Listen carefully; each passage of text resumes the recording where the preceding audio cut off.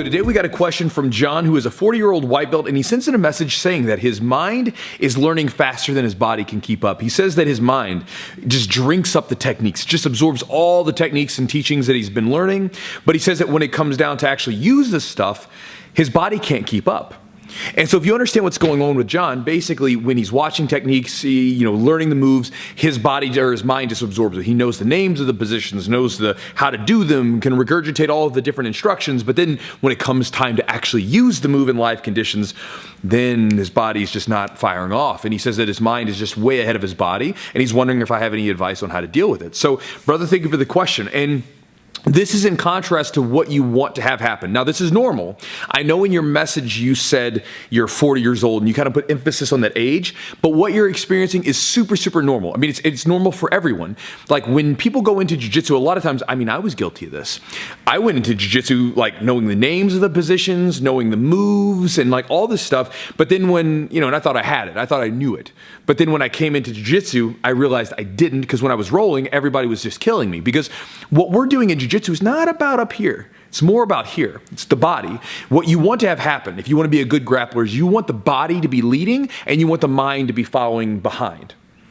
When you look at great athletes of any sport, this is kind of what happens. They don't think. This is a mistake that a lot of jiu-jitsu beginners make when they watch high-level people roll. They think that these high-level grapplers are just constantly thinking like they're thinking 16 moves ahead, but that's not the reality. What the reality is they think a little bit, but most of what's happening is everything is on autopilot, so all the different movements are happening so fast because it's all automatic to them because they've done it so many times.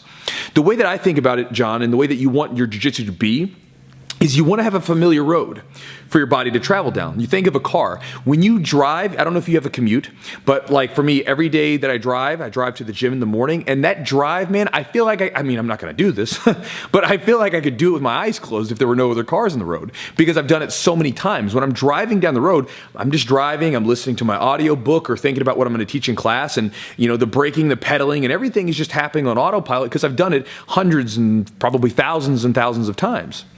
And so there's not a lot of conscious thought that has to happen. And this is what you want to have happen with your jiu-jitsu. I mean, for instance, you look at the best jiu-jitsu practitioners out there. Most of them have very specific positions that they're known for.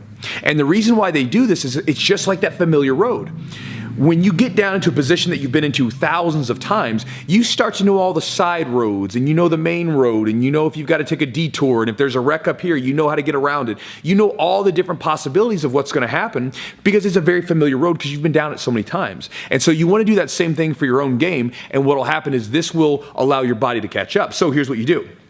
First off, you go on what I talk about on the channel a lot. You go on a technical diet, so you basically zero in to something small.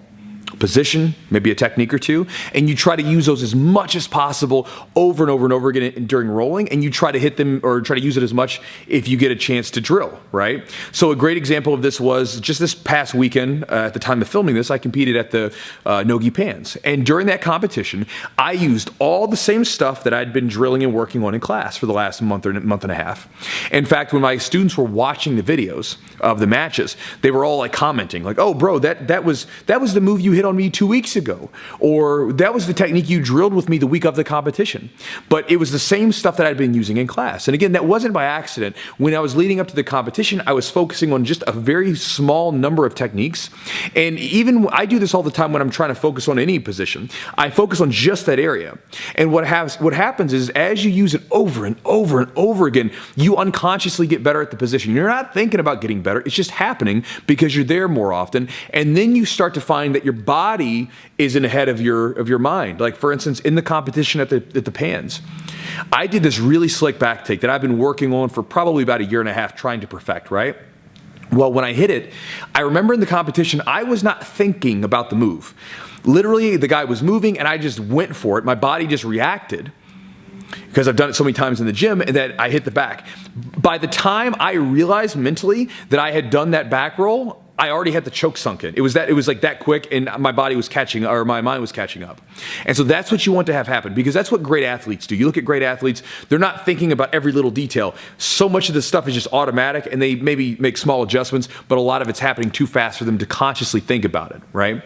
And one thing about this, John, is when you go on this technical diet and you zero in a little bit, one thing I want to leave with, want you to leave with today, is understand that even if you don't think you're getting better, when you're using these techniques, you are. It's just happening probably on an unconscious level. So they did a really cool study where they took people that had amnesia and people that didn't, right? So people that have no short-term memory and people that did have short-term memory, and they had them learn how to play the same video game.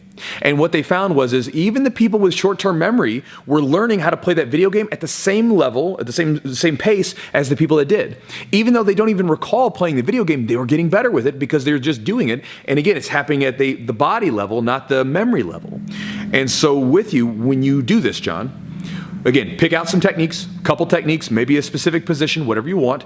Focus in on that, go on that technical diet, and then afterwards, understand that when you do this, even when you're getting smashed, even when the technique is failing, you're getting better because it's happening on an unconscious level. It's not happening up here, and you keep doing this, and then eventually what's going to happen after maybe a month or 2 months or however long it's going to be, you're going to start to know that you're improving, and you'll start to notice that your body does things, because everybody has this experience as you get better, is going to start doing things without you mentally having to think about it, or with you having to catch up mentally. A lot of my best techniques, John, come from situations where I've just done them so many times and I do things automatically, and I actually have to go back and figure out what I did. I'll literally invent new techniques for my game and have to go back and figure out, like, what did I just do? I did it because it felt right, but I don't know what I did. So that's the video to you. So anyway, go on a technical diet, make the menu a little bit smaller, John, and then afterwards, focus on those areas, and I promise you, over time, your body will catch up, and in fact, eventually it's going to surpass the mind, and then the brain's going to have to follow the body. So anyway, that's the idea, John. Hopefully that's useful to you, brother.